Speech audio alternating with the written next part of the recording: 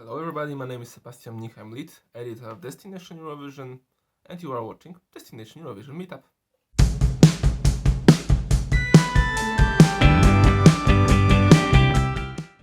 Okay, so let's move on with the questions created by my team, and we will see if I will do good or bad with them. Hopefully it won't be a massacre. Question number 1. How you would shortly introduce yourself to someone new? Okay, I believe that I'm a little bit closed person. I love to meet new people, but this first step is pretty tough for me every time. So possibly I will say that my name is Sebastian. I'm 28 years old. I'm from Poland. And of course, if we will talk with somebody connected with the Eurovision Song Contest, I will say simply that I'm a huge fan of Eurovision Song Contest.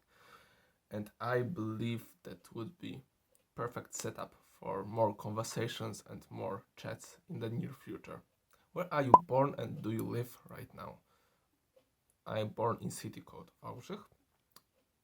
It's located in Lower Silesia in Poland. For a few years also I live in the capital city of Lower Silesia called Wrocław.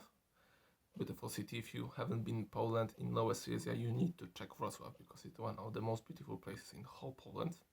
I let you know. So yeah, so most of my time I really spend in Poland. Maybe in the future it's gonna be much more trips and much more moves for me, I hope, to make sure that I saw so many beautiful places, hopefully. But right now I'm living in Poland, and everything what was connected with my career and everything what I was doing connected with the Eurovision Song Contest itself, it's much more located in Poland. What's your actual job or passion which you develop regularly?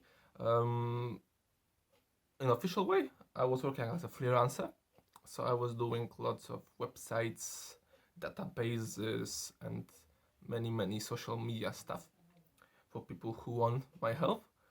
But of course, my passion is Eurovision Song Contest, which I developed regularly for 3 years, as Destination Eurovision was born. And I really give lots of my time, a lot of my effort to make sure that this project will grow some way, somehow, and we all, as a team, gonna have fun. Hopefully I'm doing it well, but of course it's a lot of things to correct and change, so surely work need to be done. But yeah, I can tell that's my main passion, but also I love to read books a lot, listen to new music. I'm a game geek, PlayStation 4 and computer games, of course. I love gaming for sure. And of course sport, football, and many different ways of seeing and watching sport is also on my cover. So for sure I have lots of passions, hobbies, but unfortunately not enough time to be concentrated on everything as I really want to be. That's very unfortunate, but this is how the life works, isn't it? What's the unknown but amazing fact that people possibly don't know about you? Oh my god. Oh my god. Unknown but amazing fact. I was always wondering very hard about something which I can call amazing in case of my stories. Maybe this, that I have some editor experience before. So when I was 7, 8 years younger, I was part of project called Hat-Trick World Cup. I don't know if you know this game. It's a web game, football manager game, and I was selected to be one of only Polish guy and one of the 32 person who cover FIFA 2012 World Cup as a blogger, as a fan, as a person who was really interested in football. I believe it's pretty awesome, and sometimes I achieve this kind of little successes, which makes me really happy and make me feel that I'm pretty good on what I'm doing. So yeah, maybe this one, I believe that's maybe it's more of these things, but at this moment, after hard wandering for I believe 5 minutes, which you haven't saw in the material, I believe maybe this is a good choice to tell you more. Okay, question number 5. What's the most positive and negative trait of a character? Oh, it's much more easier for me to say about the negatives. Okay, but let's try positive. I believe that I'm easygoing person, so if somebody meet me and show me some way, somehow energy, and that they want to chat with me, and they are cool to me, I believe that I'm a really good person to be a friend, to chat, to listen. So some way, somehow, I'm kind of social person, I believe, and I hope it is. I I just believe my friends and everybody who telling me that before. In case of negative, I believe that some way, somehow, I'm still a little bit lazy.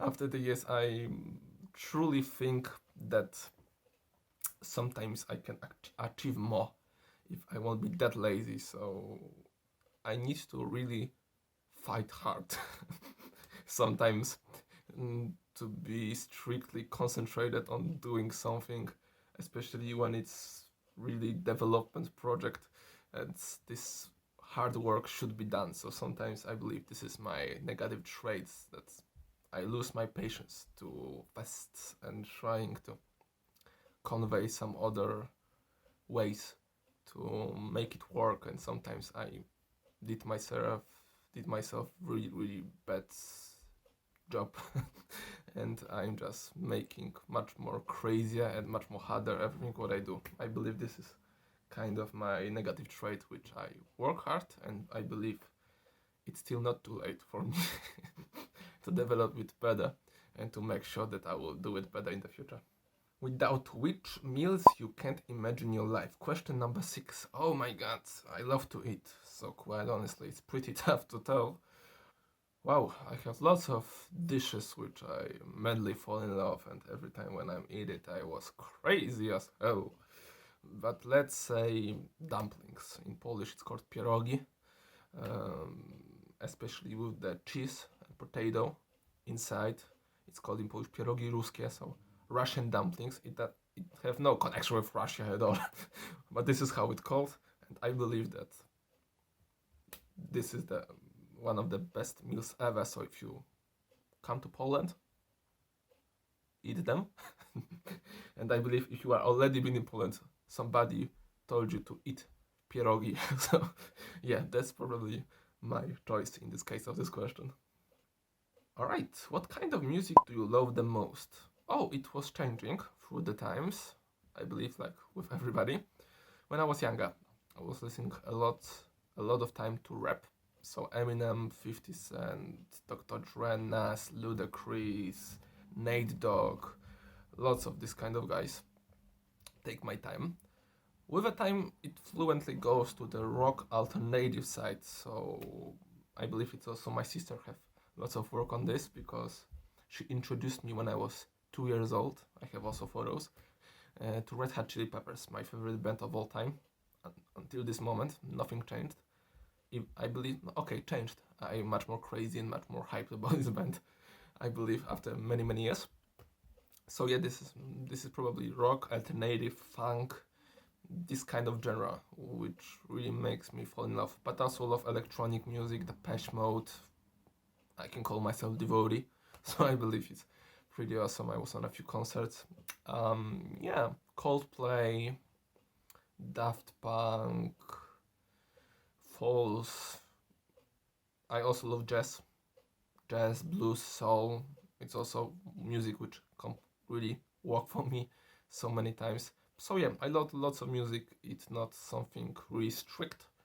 If something is really good from my taste, from my point of view, in different genres, I would love to hear it and I would love to listen and give it a try. So I believe it's also a thing which helps in Eurovision Song Contest, because sometimes it makes my thinking wider about what I'm hearing and maybe some connection between the songs.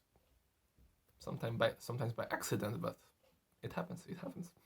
What are your favorite ways of spending time with people and when you are alone? Okay, when I'm alone, mostly, I would like to do very cliche things. So, as once Anthony Kiedis from Red Hot Chili Peppers said, having a snacks and being alone in a home is very underrated by people. And I believe, from my point of view, I'm not underrating it. I really love this. I can spend the time simply reading books, playing some games, listening to the music, sleeping, and this kind of chilling, it's perfect for me. I really see them fit and I really love it. Absolutely. In case of spending time with people, I believe eating something, go bowling. I'm pretty nice in bowling. Going to cinema, theaters, some shopping, everything connected with it, or simply going somewhere to eat, maybe outdoors. I believe that any of this kind of activities with the people is cool, especially when you love them, like them, and you have connection, have regular topics to talk. I believe spending time with other people is very, very important.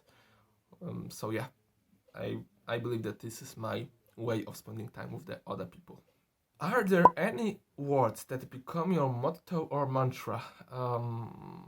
Quite honestly, not so much. It was many quotes which stuck in my mind because people who are very influential for me for many reasons said them. But still, I don't have selected one which I take into my consideration every day of my life and move forward. I can take it. But I believe that if somebody will, like right now, push me to choose one, for sure I will say something about not losing time and doing whatever you want, pursue your dreams without hesitating what other people said. I believe something like that will be very important in this case. That lots of times we are too much looking for people's attention, for people's approval, and we are losing time. We are losing precious time, not believe in ourselves, and I believe this is the very, very bad thing, which I also some way somehow done in my life, but hopefully I'm just in much more regular basis with being true to myself and doing lots of cool things, I believe. Okay, question number 10.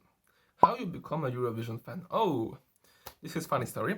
I remember it was 2001, so I was 9 years old, and I saw in a very popular news program in Poland, on TVP, which is aired to this day, the promo connected with the Eurovision Song Contest, and also part of this material was Andrzej Piasek-Piaseczny, who was representing Poland at the time. And I saw this very short material, I believe it's 1 minute or half a minute, and I was really happy out that, okay, it's something like Eurovision.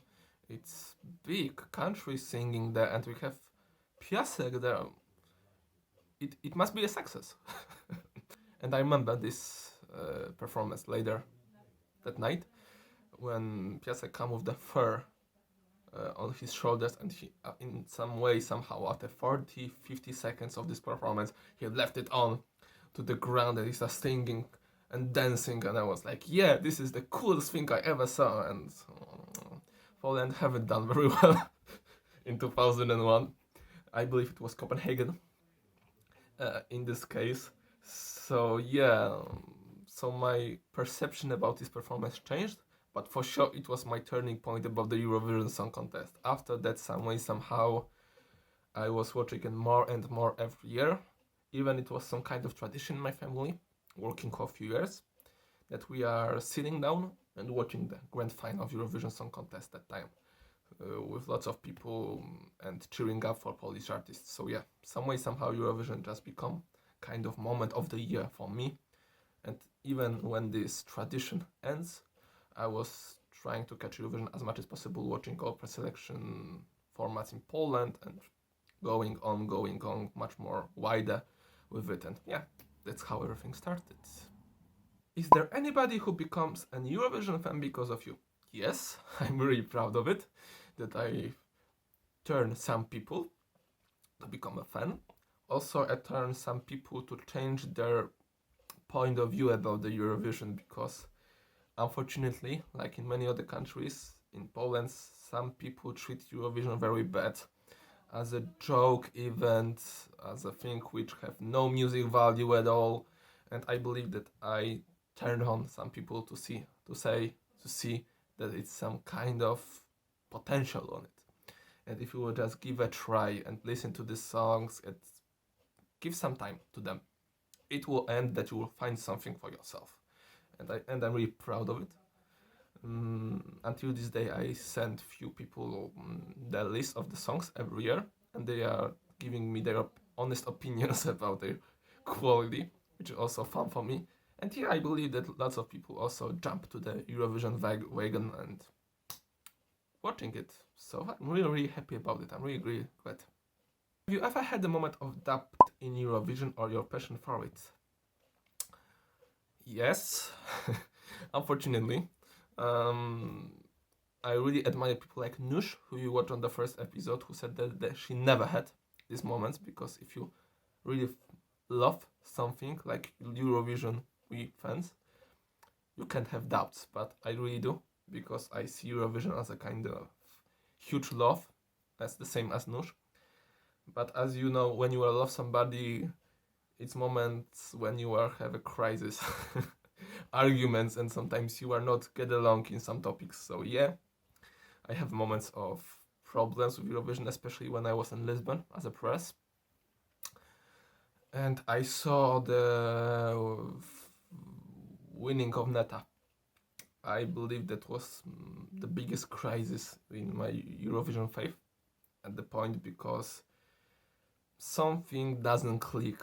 I wasn't feeling that the song was the best, and we don't have any other better options in case of Toy being the main anthem of Eurovision for next year, for next season. I also see the people who are crying around me, and not because of joy and because of happiness, but because of sadness, which also just stick in my mind as a very uncommon and very not cool way of how these emotions come out of the people. It's not what Eurovision is all about. So some way, somehow, thinking about trip to Israel, which I haven't done, unfortunately, to many different reasons, was a little bit giving me tough times. So yeah, I believe it's my biggest Eurovision moment of doubt. But yeah, but most of all, I'm doing very well. So yeah, this is the truth. What are the biggest pros and cons of this event? Question number 13. I won't be very original. I believe the biggest pros is the fact that people from around the world, different countries, different cultures, different geographical points, meet each other in one place, are well connected, are chatting, having fun, and celebrate this diversity which Eurovision gives you. It's phenomenal. I can't imagine simply my life without all my friends which I met on Eurovision from different parts of the world. It would be crazy, sad, and disappointing life without them. So for sure, people. Cons. I believe I have to. First of all, Eurovision takes only 2 weeks. I believe that most of the people are watching 3 days, but I was that lucky that I was a journalist and presenter 2 times, so I was also looking on this case. So it's only 2 weeks. It ends too fast, and it was terrible feeling when always this grand final comes, because it's from one month it's exciting because we're gonna get the winner, all the questions gonna be answered, but still it's great fun. It's huge joy to be there. So it's always too fast. And second of all, sometimes I believe Eurovision fans are too much hardcore. and I was thinking about attitude towards all people who are not fans, and whole world who are not watching it that close as we do, and maybe this 170 people every night on final.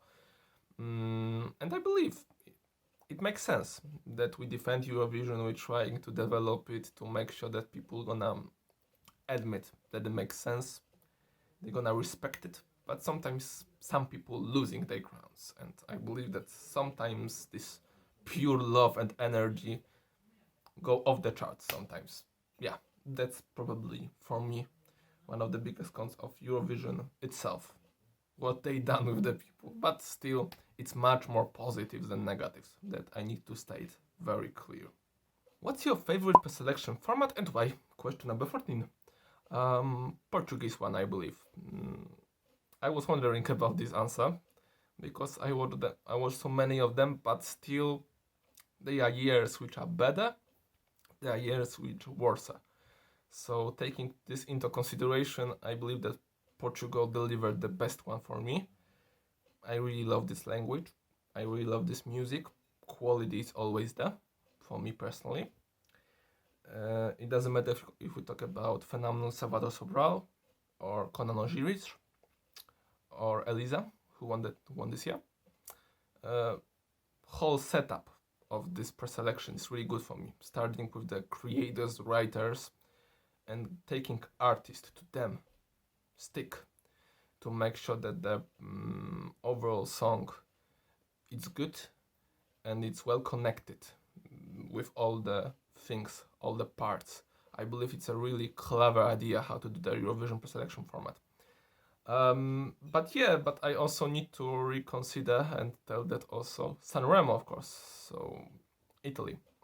But I really believe that we can't count it as a Eurovision preselection format because it's a show which is done by many years. It's a tradition. It's something which people love. Not only in Italy, because many years ago, I remember that my parents told me for sure, the grandparents, that Sanremo even was showing in Polish TV every year. So it shows something, and I really believe that because of the fact that Sanremo is not a pure Eurovision preselection format, and they go by own way, with different mindset about the music. This is why it's so great, because by the music quality, as I said with Portugal, it's simply amazing. This year, dear Lord, lots of many great songs. The top 3 was on the notch. I was really glad that Diodato won, but it will be Francesco Gabbani or Pinguinis, dear Lord.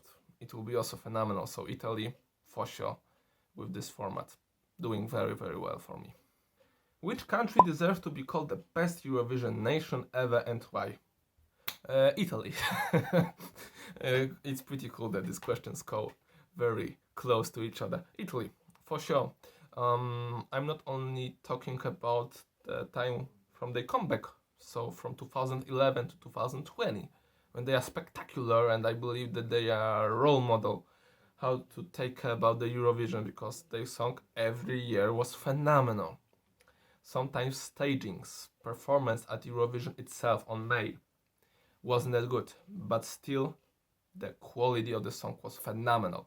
And I believe that in this era, before they withdrawn from the contest, they are also doing really well. They have so many classic songs which clearly they are hits of all time. So it's something in Italy, something magical, that they really care about the music, about the production value, about the emotions. This language is, for me, the most beautiful of them all in the world. So they have every natural aspect working very fine for them, and still they are taken to the another level and make it much more better. So for me, always Italy gonna have a special place in my heart. And yeah, there are lots of great countries at Eurovision, but for me, Italy just stands up and being this most classical, the most strongest, and the most phenomenal from them all. Which nation who never won you want the most to succeed? I will surprise you. Because probably most of you can think that I will tell Poland, and for sure, some way, somehow, I would love to see Poland winning it, especially that we are very close. When we had debut in 1994, and a little bit points was lack to make sure that we're gonna win with our debut, which will be crazy, incredibly crazy from this standpoint. But if we are talking about countries who never won and I want them most to succeed, I will choose Georgia. I believe it will be perfectly set up Eurovision there in Tbilisi or somewhere different city. It doesn't matter. I believe that Georgia is really amazing country, beautiful with one of the coolest people all around the world. Phenomenal food. Yeah, we won't be bored there. We won't be heartbroken. I believe that this will be very magical feeling being at the Eurovision Song Contest, because they are doing very, very well for me with many songs, and they deserve it. The same thing goes with Albania, for sure. And many different countries. I can go with this on and on. Cyprus, for sure. So yeah, the list is really, really long, but I would choose Georgia as my first choice. 2 countries which I really want to win. Question 17. What's the ESC moment which left you heartbroken? There are many of them connected with the televoting, jury voting, but first of all, Nathan Trent in Kiev. It was my first Eurovision, so maybe this also takes me much more harder than many of the previous events which I saw only as a person who's sitting in front of TV.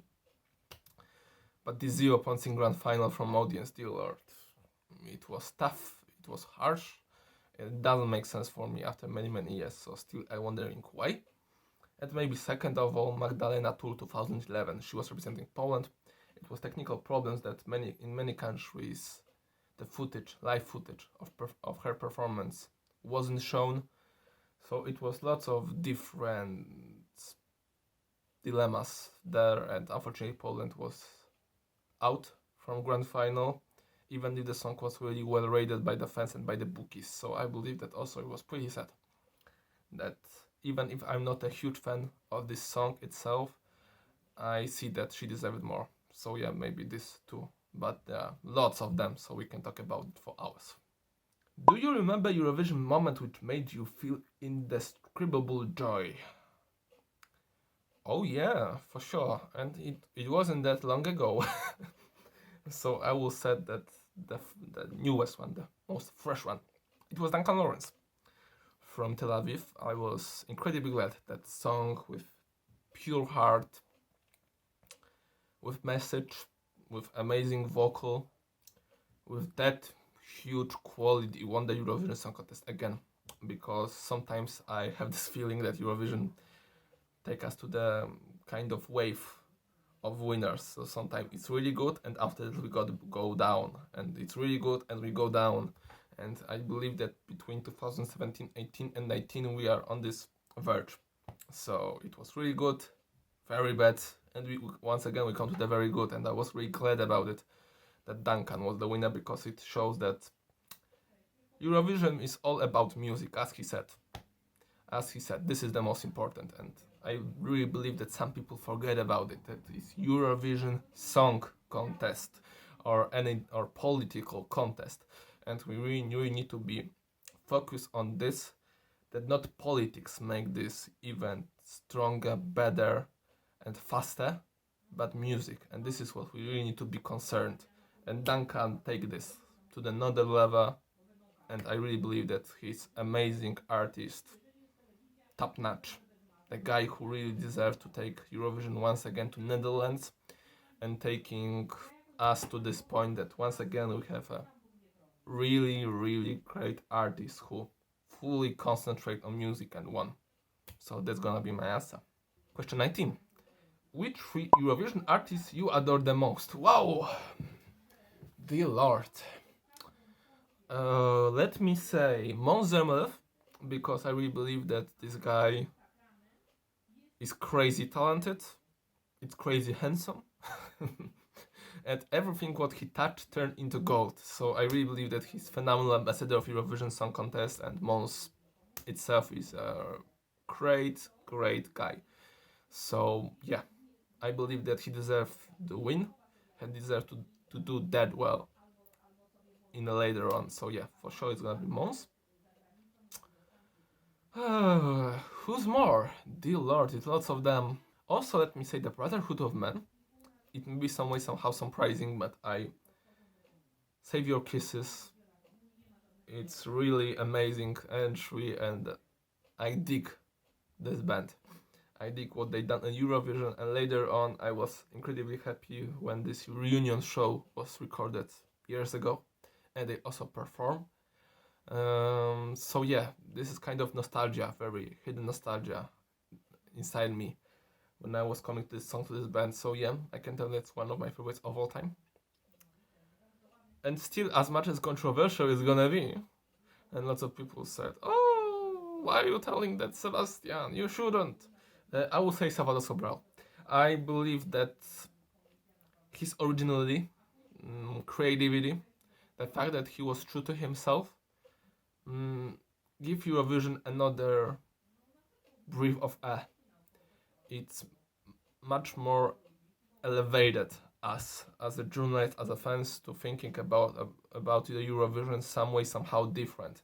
And I understand that his comments, especially from this first year about Eurovision, was not so good, but he clarified this statement, saw it from different perspective, and this is what is really important also for me. So yeah, I believe this is a really cool guy, so this is gonna be my three choices.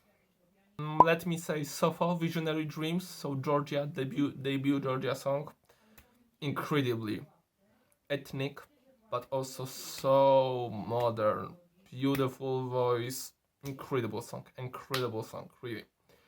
Calm After the Storm, the Common Linnets, so song for me, with all my respect to the quality of Conchita, like Rise Like a Phoenix. I believe for me, my winner in this year was Calm After the Storm. So beautiful song, well pitched, well presented, absolutely top notch. And the song number 3, Salvador. It was really Take My Heart by the Storm, so maybe I'm a little bit unoriginal, but yeah, I will simply give Salvador another prize in this case. If somebody will ask you about the best and worst edition of the contest, which ones you will choose and why? Question number 21. Ooh, the best one, I believe, it was Stockholm 2016 because of technical value, presentation, also lots of this song was simply phenomenal. So everything in 2016 worked in the favor of hosts and Eurovision.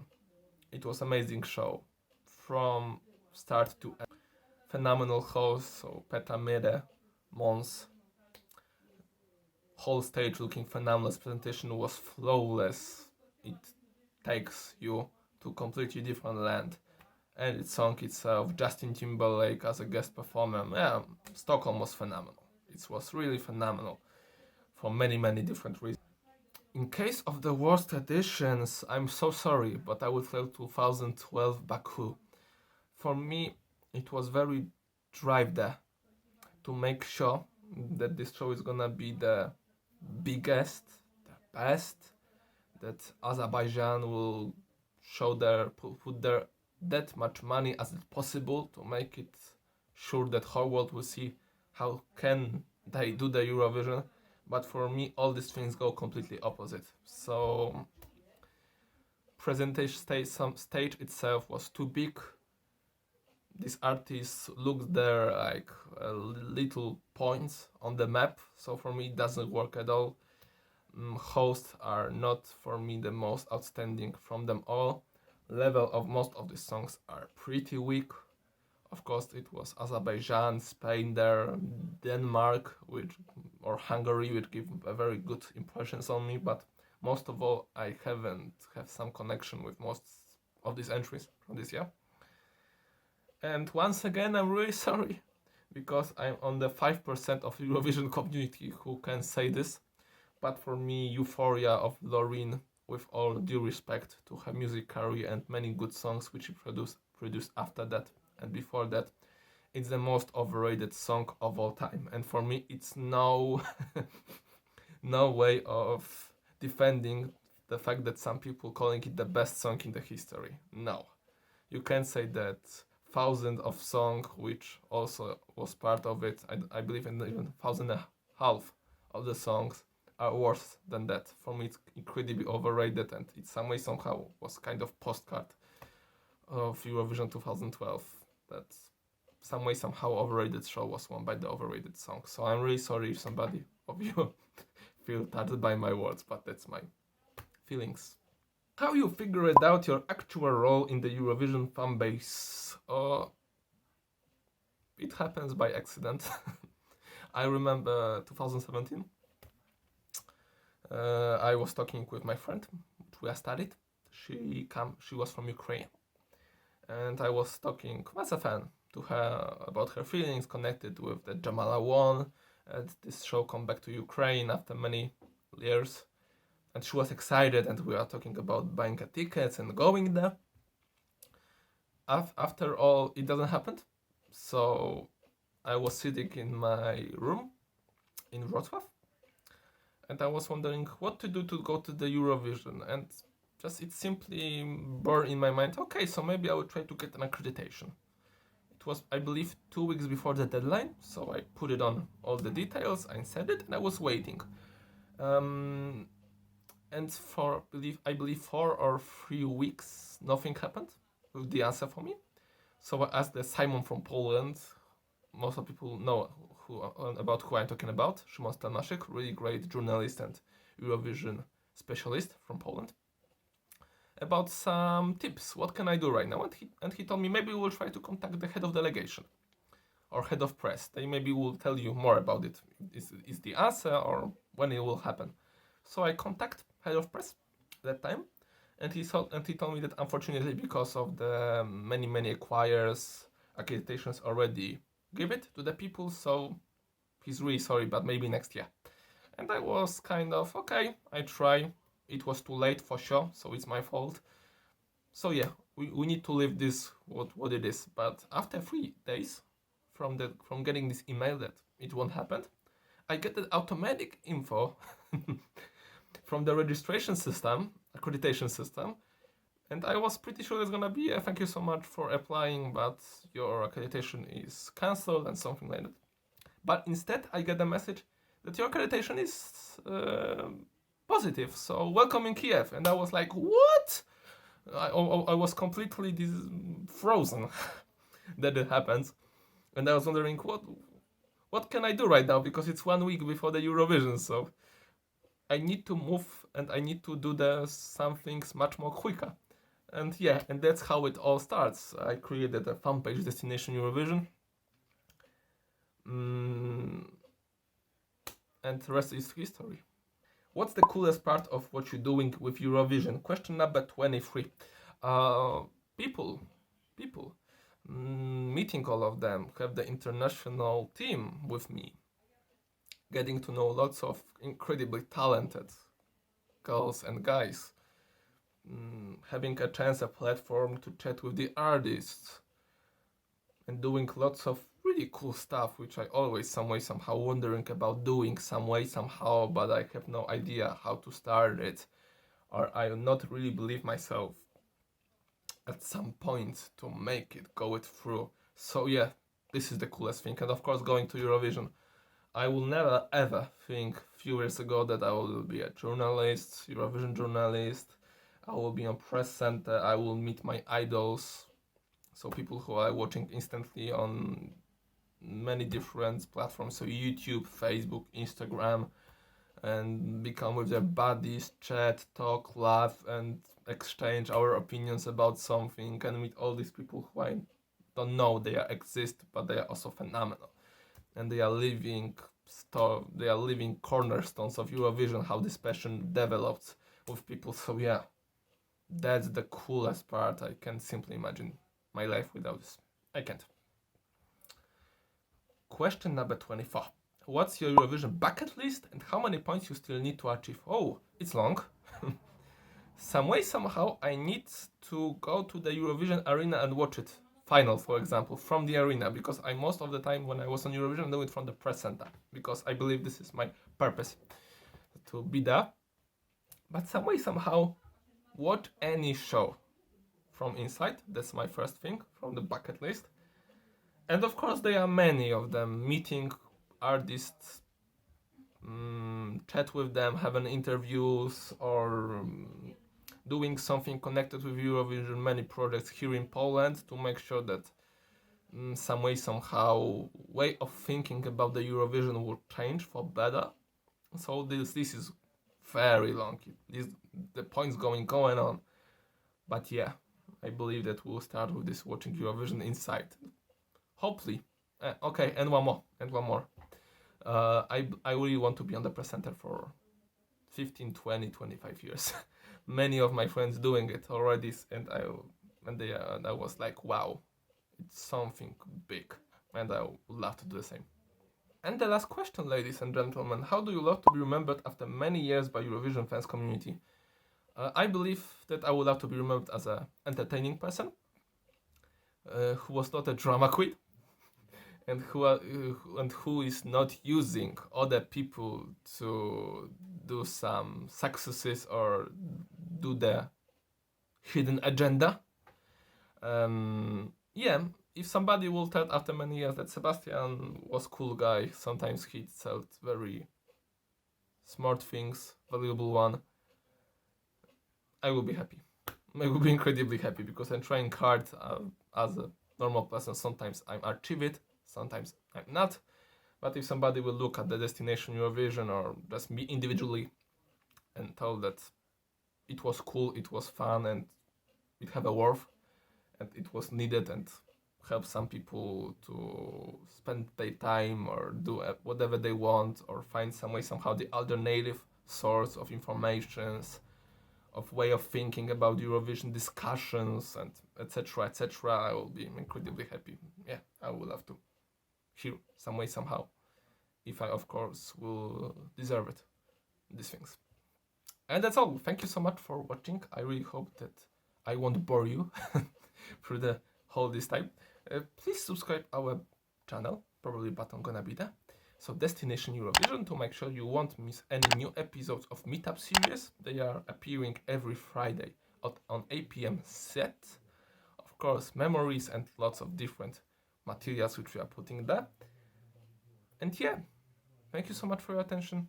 Hope you have fun and see you very, very soon, either way, on any of our materials. Bye bye.